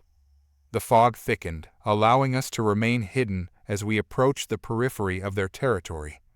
"I can see their supply tents up ahead," Zara whispered, her keen eyes scanning the area. "We just need to get closer." "Let's split into teams," Jackson suggested. "Zara and I will go for the supply tents. The rest of you create distractions to draw their attention." "Understood," Sam replied, determination etched on his face. "We'll make sure they're occupied." We moved quickly, the adrenaline coursing through our bodies as we approached the supply tents. I could feel the tension building, the anticipation palpable in the air. Suddenly, a loud shout erupted from behind us. "Intruders!" The Xerzith patrol had spotted us. "Go, now!" Jackson shouted as he sprinted toward the tents. I followed closely behind, my heart pounding in my chest. The chaos erupted around us, the sounds of shouts and gunfire mingling with the eerie silence of the fog. I glanced back to see Sam and his group charging forward, drawing the attention of the patrols, their bravery igniting a fire within me. "Over here," I called out to Jackson, who was already at the supply tents, frantically searching for the resources we needed. The sound of footsteps and shouts grew closer, but we had to focus on our mission. Jackson quickly rummaged through crates, his eyes lighting up as he pulled out weapons, supplies, and rations. "This is it," he shouted, stuffing as much as he could into a bag. "We need to get out of here before they regroup." I kept a watchful eye on the entrance, my heart racing as I heard the Xerzith soldiers closing in. "We're almost there, just a little more." Suddenly, a blast of energy shot past us, narrowly missing my shoulder. "Go, now," I shouted, grabbing Jackson's arm and pulling him away from the tents. "Right," he replied, adrenaline coursing through him as we sprinted toward the exit. As we emerged from the tents, we spotted Sam's group still engaged with the Xerzith patrols, providing us the crucial distraction we needed. "Head for the trees," Sam shouted, waving us toward the cover of the forest. With our supplies secured, Jackson and I dashed into the woods, narrowly avoiding the beams of light from the Xerzith soldiers' weapons. We could hear the chaos unfolding behind us, a mix of gunfire and shouts as the two groups clashed. As we dove into the underbrush, we could still hear the chaos behind us. "We did it," I gasped, adrenaline pumping through my veins. "For now," Jackson replied, his expression serious. "But we're not out of the woods yet." We made our way deeper into the forest, our hearts racing and lungs burning. We needed to regroup and make a plan, but first we had to ensure our safety. As we slowed our pace, I glanced back toward the camp, the sounds of conflict fading into the distance. "They'll come after us," I said, my voice shaking slightly. "We'll be ready," Jackson assured me. "We've done the hard part. Now we just have to focus on regrouping and preparing for the next phase. In that moment, as we caught our breath and listened to the sounds of the forest around us, I felt a flicker of hope ignite within me. We may have escaped for now, but we were not alone. As the sun dipped below the horizon, painting the sky in hues of crimson and gold, we found refuge in a dense thicket. The adrenaline of our daring raid still coursed through my veins, but it was tempered by the reality of what lay ahead. We had supplies, but now we needed a plan, a strategy to leverage our newfound resources and transform our chaotic escape into a cohesive resistance. Once we settled into our makeshift camp, Zara gathered everyone in a small clearing, her eyes shining with determination. "We've just accomplished something incredible. We've disrupted their supply lines and secured weapons, food, and medical supplies. This is a turning point for us." The soldiers and civilians nodded, their expressions shifting from fear to a fierce resolve. I could see the spark igniting in their eyes, the realization that they were no longer passive victims, but active participants in their fate. Jackson stepped forward, a tactical map spread out on a flat rock. "We need to capitalize on this momentum. The Xerzith will retaliate, and we have to be prepared. I've marked their patrol routes and potential targets." I leaned over the map, tracing the lines with my finger. "If we can intercept their supply convoys, we can weaken them further. But we'll need to coordinate our efforts. We can't afford to be scattered." "Agreed," Zara said, her tone steady. "We'll split into teams. One group will monitor the patrols while another prepares ambushes along their routes. The rest will fortify our defenses here and work on developing Jackson's sound weapon." A murmur of agreement rippled through the crowd, the excitement palpable. I felt the weight of leadership resting on my shoulders, and though it was daunting, I was ready to step up. "We need to train everyone on the sound weapon. If we can harness its power effectively, it will give us the upper hand." Zara nodded, her expression resolute. "Let's divide the tasks. I'll lead the training on the sound weapon while Jackson coordinates the ambush strategies. We need to work quickly. The Xerzith won't give us much time before they come hunting for us." As the group dispersed to begin preparations, I felt a sense of purpose settle within me. We were no longer just survivors, we were a resistance. Over the next few days, we fell into a rhythm, training tirelessly and planning our next moves. Zara led the group on the sound weapon, demonstrating how to create varying pitches and frequencies that could disrupt communications and disorient our enemies. "Listen closely," she instructed one afternoon as we gathered in a clearing. "Different frequencies can produce different effects. Higher pitches can shatter glass and disorient. Lower tones can cause vibrations that destabilize structures." I practiced alongside the others, feeling the thrill of harnessing something that could truly level the playing field. As we experimented with sound, the atmosphere shifted from fear to exhilaration. It was empowering to know that we had a weapon, one that was unique and creative. Meanwhile, Jackson mapped out the routes the Xerzith used for their convoys, meticulously planning our ambush strategies. "We'll set up along the North Road," he explained one evening as we reviewed the map. "It's less guarded, and if we time it right, we can catch them off guard." Sam, always ready to lend his voice to the strategy, chimed in. "We can create diversions, set off some of the sound devices to draw their attention away from the ambush." "Exactly," Jackson replied, enthusiasm evident in his voice. "The more chaos we create, the better our chances of getting the supplies we need." As the days turned into a week, the bond between us strengthened. We shared stories of our past around the campfire, forging connections that had been absent in our earlier lives. Laughter mingled with the tension, weaving a tapestry of camaraderie that would be crucial for the battles ahead. One evening, as we sat under a canopy of stars, I turned to Zara. "What happens after all of this? If we succeed, what do you want to do?" She considered my question for a moment, her gaze focused on the flickering flames. "I want to rebuild. This galaxy has been fractured for too long. I want to help others who've suffered like we have." Her determination resonated with me. "I want that too. We need to ensure that no one else goes through this. We can't just fight. We need to create a future. Just then, Jackson approached, interrupting our conversation. We have a situation.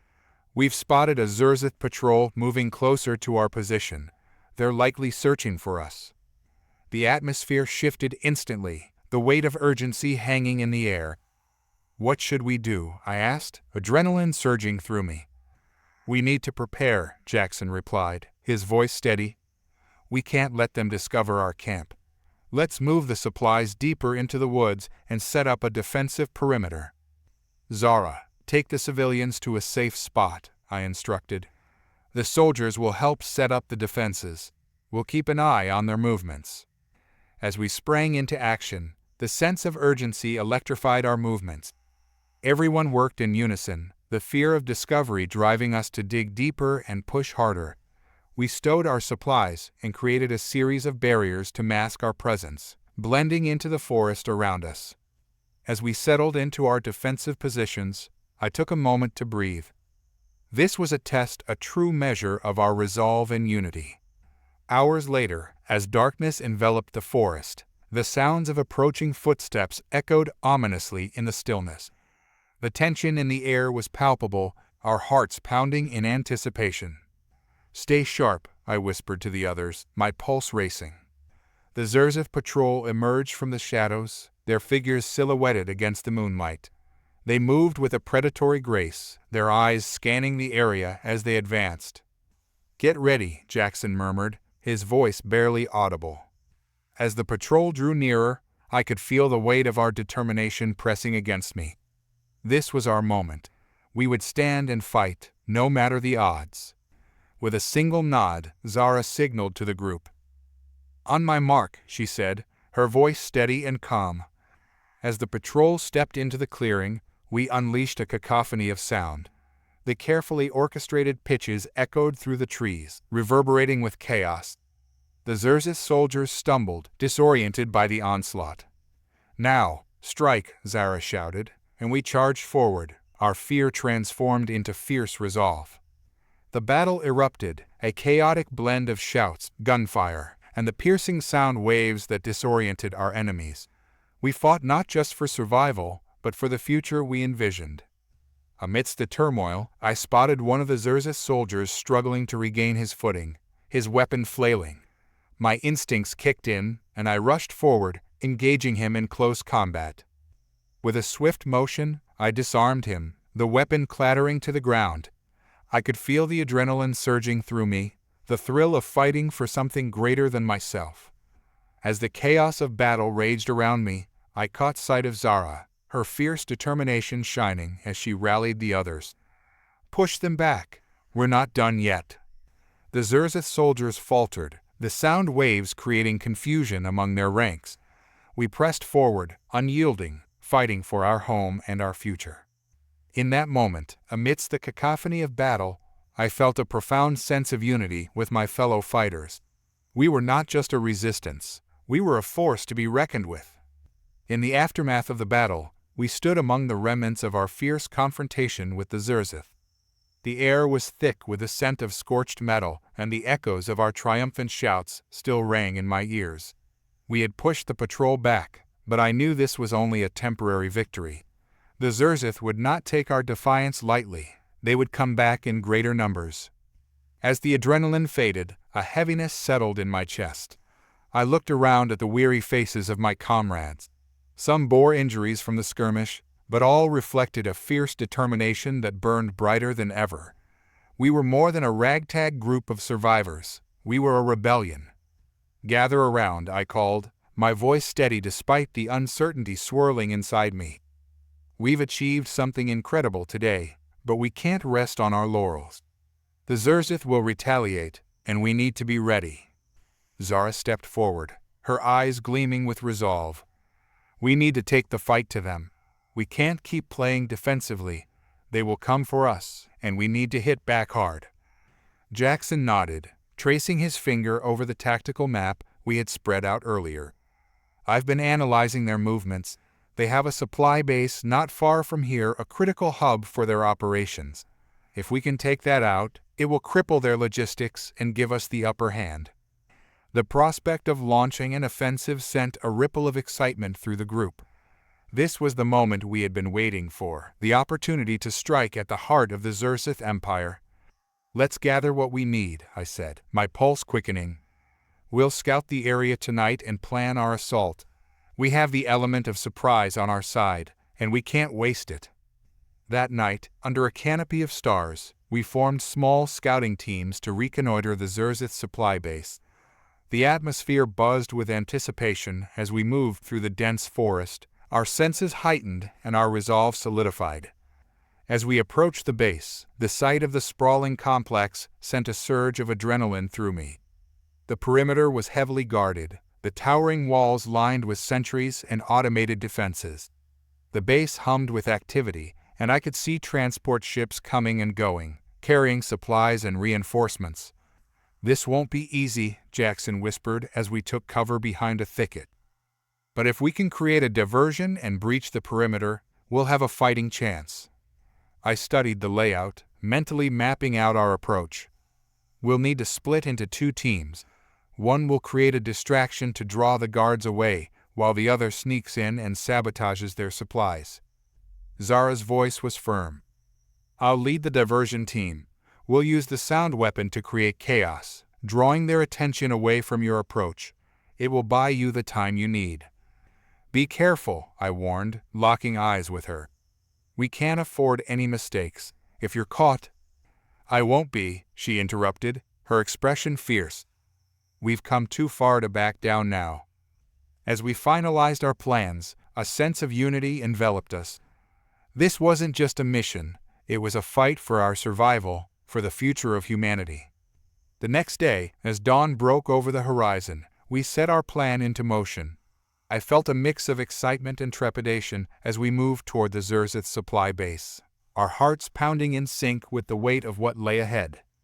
Zara led her team to the outskirts of the base, a determined glint in her eye. "On my mark, we'll create our diversion. Remember, chaos is our ally." I watched as she signaled her team, the air charged with tension. Just as the sun fully rose, Zara and her group unleashed the sound weapon, a piercing cacophony that erupted across the compound.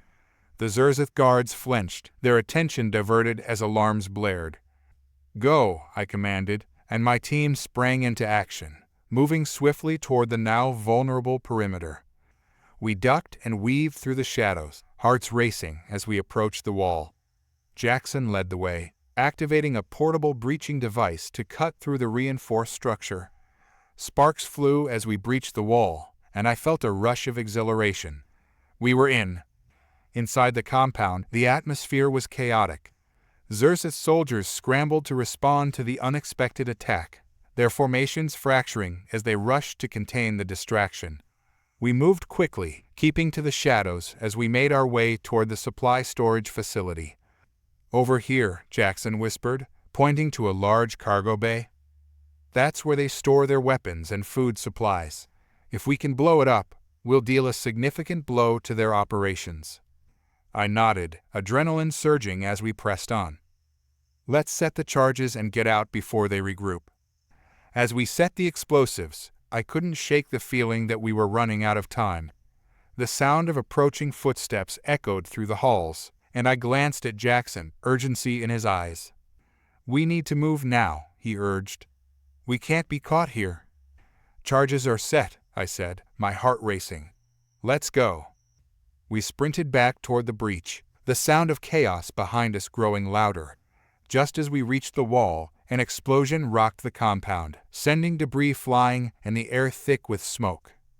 "Go, go, go!" I shouted, adrenaline pumping as we dove through the breach and into the relative safety of the forest.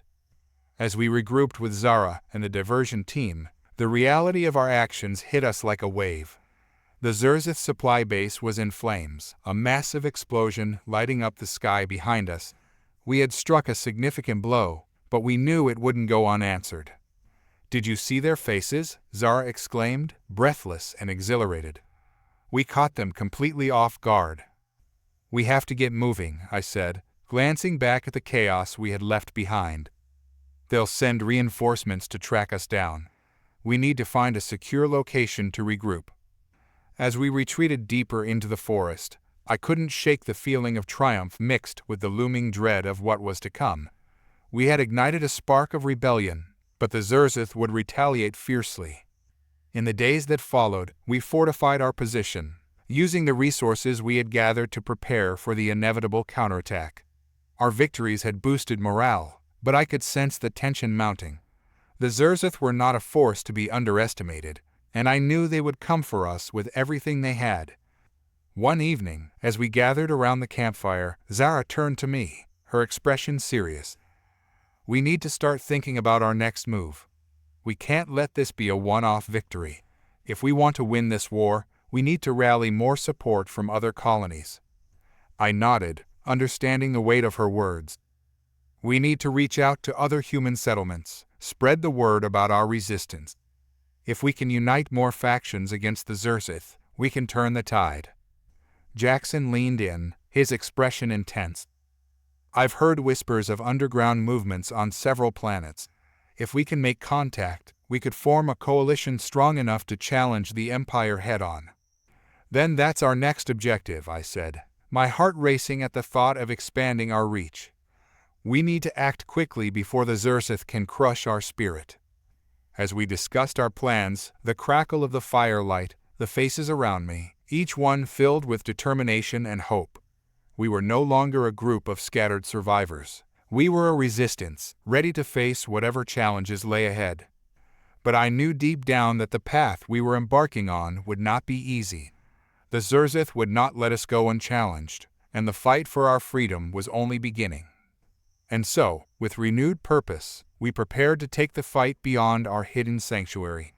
Our mission was clear: to rally our allies, to unite against the oppressive force of the Xerzith Empire, and to forge a future where humanity could thrive. The tension was palpable in the air as we gathered on the edge of our makeshift camp, the stars overhead twinkling like distant promises of hope. The forest around us was still, the silence deceptive in its tranquility. We knew that the Xerzith would retaliate. We could feel it in our bones. We had sent out scouts to the nearby colonies, urging them to join our cause. Now, it was time to prepare for the inevitable confrontation. The weight of what was to come settled heavily on our shoulders, and we exchanged glances filled with a mixture of determination and dread. "Get ready," I called out, rallying our small group of rebels. "The Xerzith will come for us, and we need to be prepared." As the first hints of dawn crested the horizon, a distant rumble echoed through the trees. The ground vibrated subtly beneath our feet, and I could feel my heart racing in time with the ominous sound. Jackson, ever the strategist, moved quickly to gather everyone. "Everyone to positions," he barked, his voice commanding as he pointed to the makeshift barricades we had constructed around our camp. "We'll need every hand to hold them back." The rebels scrambled to their positions, some manning makeshift turrets built from scavenged parts, others armed with blasters and explosives. Zara and I took up positions behind one of the barricades, our eyes scanning the tree line for any sign of the approaching enemy. Then, a piercing siren shattered the silence. It wailed like a banshee, and my heart dropped. The Xerzith had arrived. Through the trees, I caught sight of the first wave of enemy ships streaking toward us, sleek, angular crafts glinting menacingly in the morning light. They soared through the sky, cutting through the atmosphere with terrifying speed. Behind them, I could see the flicker of energy shields and weapons charging. "Here they come," I shouted, adrenaline surging through my veins. "Get ready to fire." As the Xerzith fighters swooped down, the air erupted with the sounds of blaster fire and explosions. My hands trembled as I gripped my weapon, my instincts kicking in. The first blasters roared to life, bolts of energy light the morning sky like deadly fireworks. The Xerzith retaliated instantly. Their ships unleashed a barrage of laser fire, bright green streaks slicing through the air and exploding against our barricades. Wood splintered, debris flew, and the forest erupted into chaos.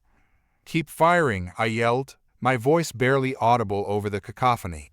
I aimed carefully, pulling the trigger, and felt a rush of satisfaction as one of the enemy ships exploded in a fiery blaze. Zara was beside me, her fierce spirit unmatched. "We can't let them get too close," she shouted, her blaster working in tandem with mine. Together, we poured fire into the approaching ships, our shots finding their marks amidst the chaos. But the Xerzith were relentless. They regrouped and pressed the attack, their ships weaving through the trees with precision, launching missiles that detonated like thunderclaps. The ground shook with each explosion, sending vibrations through my body. I could see Jackson directing the defenses, shouting orders as he moved from one barricade to another. "Hold the line," he roared. "We can't let them breach our defenses."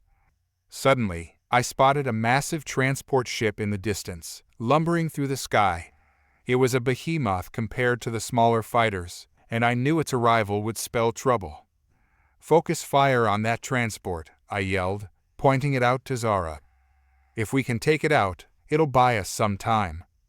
With our combined firepower, we targeted the transport, the blasters humming with intensity as we unleashed a volley of energy bolts.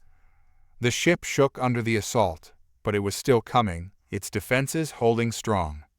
Just as I thought we might take it down, the Xerzith began deploying ground troops. They emerged from the ship in waves, armored figures that charged toward our barricades, weapons raised, their alien faces contorted with rage. "Infantry incoming," I shouted, my heart racing. "Prepare for hand-to-hand combat." The rebels quickly repositioned themselves, readying their blasters for the oncoming horde. I could see the fear in some of their eyes, but it was quickly replaced by determination. "Remember why we're fighting," I yelled, trying to bolster their spirits. "For our freedom, for our home." As the first wave of Xerzith soldiers reached our barricades, the air filled with the sound of clashing weapons. I took aim at the nearest soldier, pulling the trigger just as they lunged forward. My shot landed true, and the creature fell to the ground. But there were too many of them. They surged forward, their sheer numbers overwhelming. I felt panic clawing at my chest as I reloaded my blaster, but just as despair threatened to take hold, I caught sight of Zara. She was a whirlwind of fury, her movements fluid as she fought back to back with another rebel. "We can't let them breach our defenses," she yelled, determination in her voice. I steeled myself and charged into the fray, blasting my way through the encroaching soldiers. The heat of battle surrounded me, blaster fire, screams, and the chaotic sounds of combat filled the air. Then came the moment of salvation. From the treetops, I spotted a second wave of rebel ships emerging, the sleek vessels glinting in the sun. They dove into the battle, firing on the Xerzith forces, providing much-needed cover for us on the ground. "Reinforcements," I yelled, a surge of hope washing over me as the rebels rallied at our side. The tide of battle shifted as the new arrivals provided support. With renewed vigor, we pushed back against the Xerzith infantry, forming a cohesive line and forcing them to retreat. But the Xerzith weren't done yet. I could see their leaders directing the chaos from afar, their eyes fixed on our defenses. The transport ship released a deadly energy pulse, cutting through our ranks and sending several of our rebels sprawling. "Fall back," Jackson shouted, his voice cutting through the chaos. "Regroup behind the barricades." We scrambled back, dodging incoming fire as we pulled together, panting and gasping for breath. The Xerzith were relentless, pressing the attack and attempting to break through our defenses. And then, just when it seemed like all hope was lost, a new sound filled the air, a low, rumbling growl that reverberated through the ground. My heart raced as I turned to see an enormous battle cruiser descending from the clouds, its hull gleaming with a menacing sheen. "Is that?" Zara gasped, her eyes wide. "Human forces," I exclaimed, my heart soaring.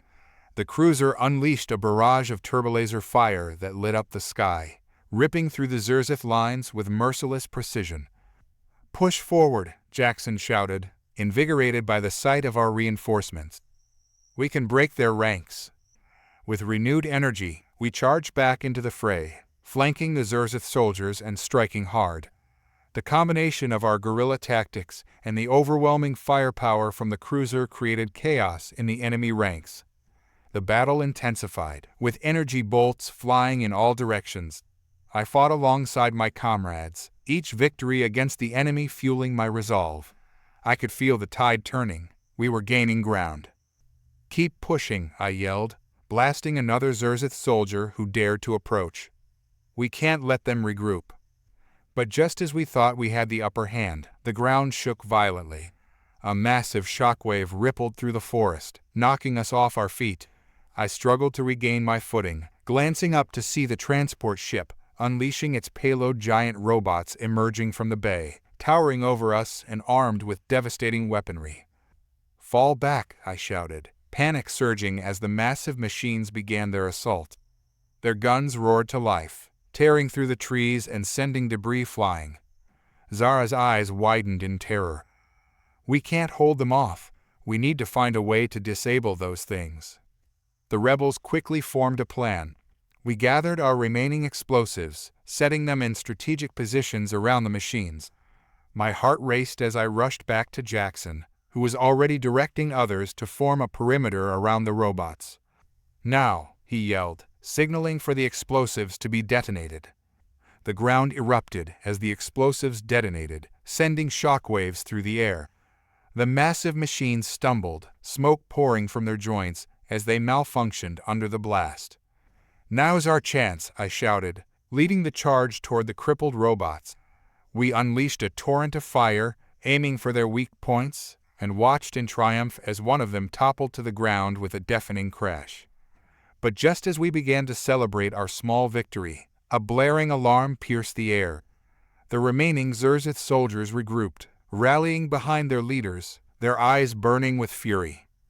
"We have to finish this," I shouted, pushing forward despite the overwhelming odds. "For our freedom." With our spirits reignited, we pressed into the fray. The skies were filled with the roar of battle, the sounds of blaster fire mingling with the cries of soldiers. The ground shook beneath us as we fought with everything we had, our will to survive driving us forward. And then, amidst the chaos, I heard a familiar sound whistling.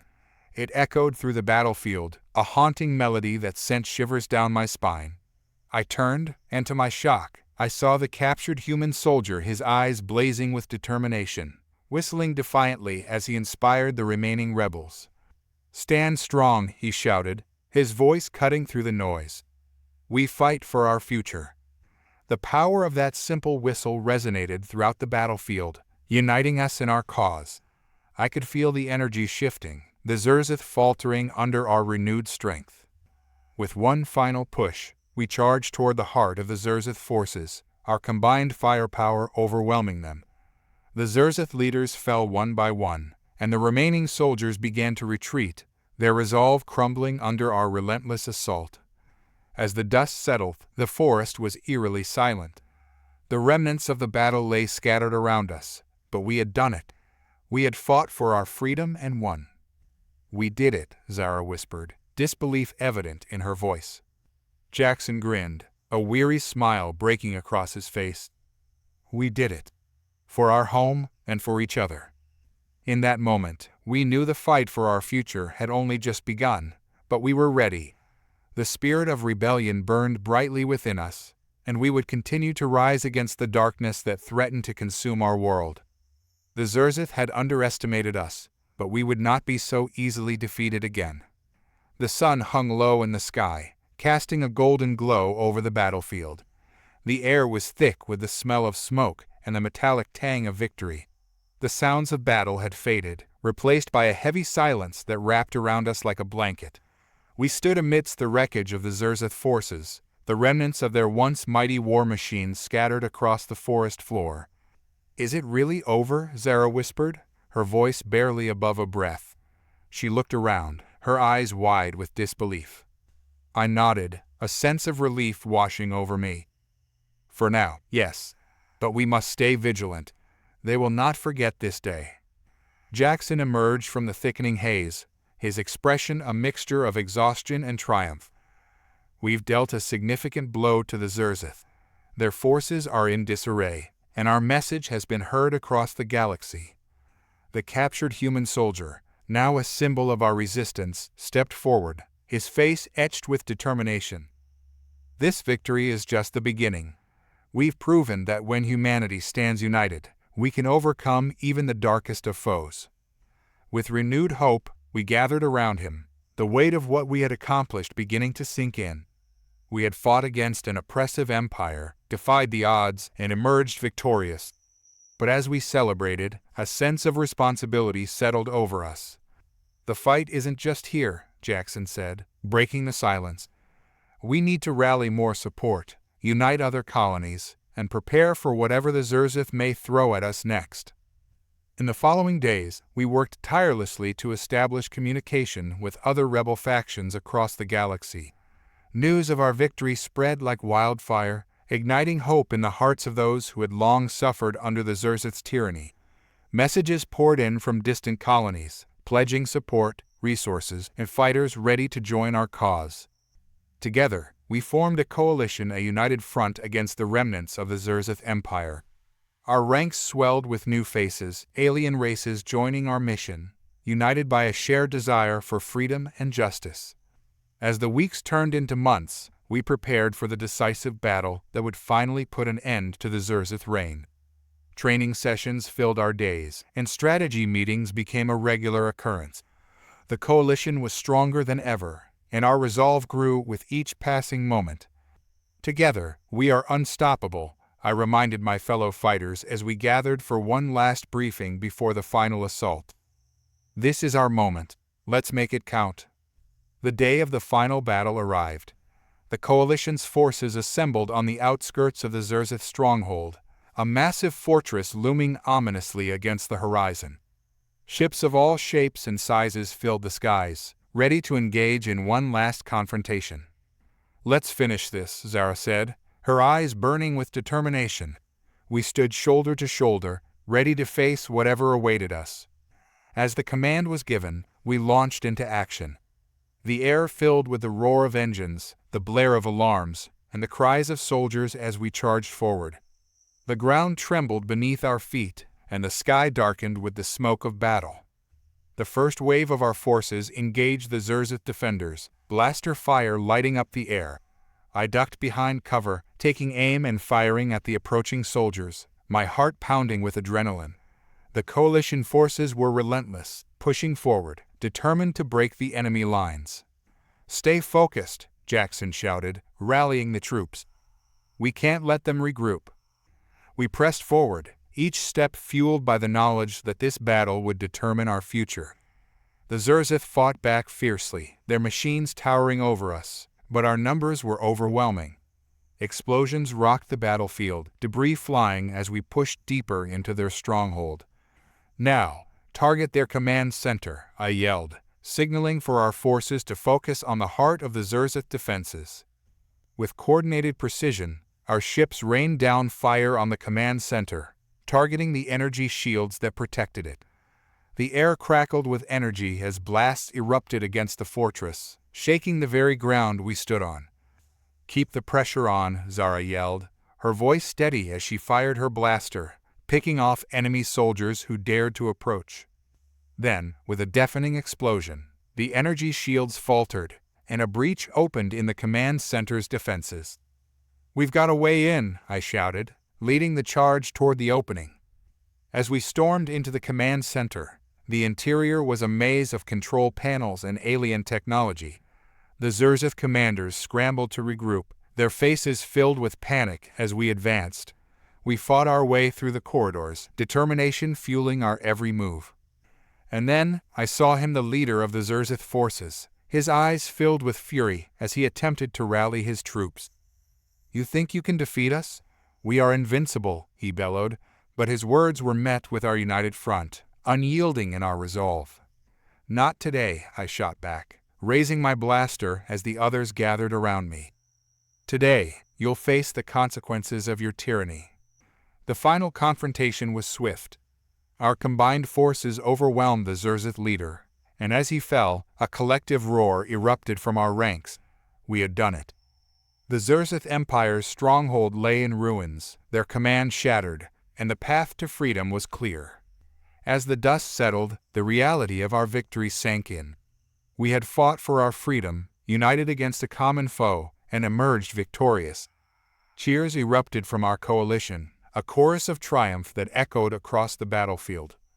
Zara turned to me, her eyes sparkling with joy. We did it. We really did it. In the aftermath of the battle, we began the work of rebuilding. The coalition expanded, encompassing not just humanity, but all those who had joined our cause. Together, we forged a new path, one defined by cooperation, understanding, and the unwavering belief in freedom. We established communication networks, trade routes, and alliances with other planets, creating a united front that would stand against any future threat. And as the stars twinkled overhead, a new era dawned.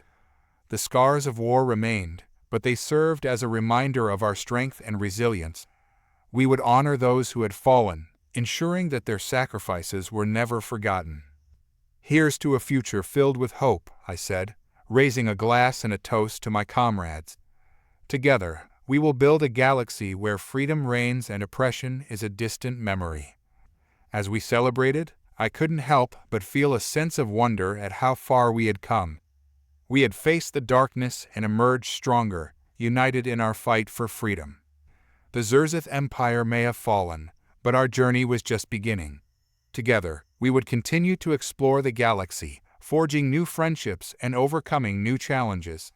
With the spirit of rebellion still burning brightly within us, we were ready to face whatever lay ahead.